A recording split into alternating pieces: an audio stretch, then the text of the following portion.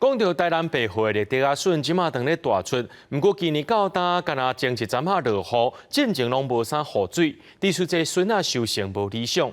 农民也无奈表示，今年产量上无减4%，是有史以来上严重的。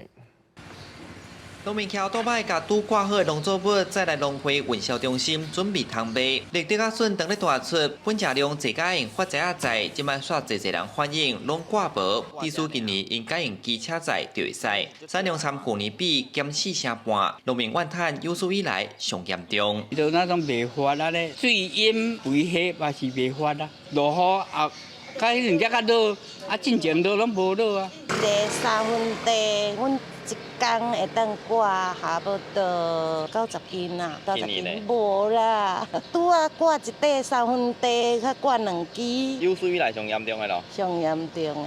农民指出，笋啊袂发，主要参雨水甲气候无稳定有关系。就算即阵有落雨，也毋过落毋着时机，成长期袂久持。白河镇绿地甲笋的面积550公顷，是全台产量上济。农民讲，这一冬才收成一摆，因爱落真济本，该开销基本的费用。虽然政府有公告天然灾害救助标准，也毋过农会认为补助金额根本无够补贴。啊，恁车4万1啦，1公顷啦。4万块是你感觉无啥够？无够啦。安怎讲哈？因为这一冬才收100尔，啊若伊这个笋啊，得发一个期限，收完就发无啊啦，弄个补贴吼斗3工，啊，甲这农民斗3工。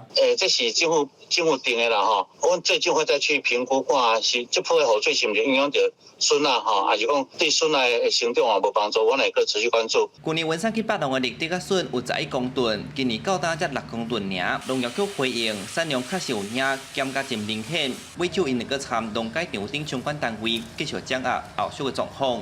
记者李上台南采访报道。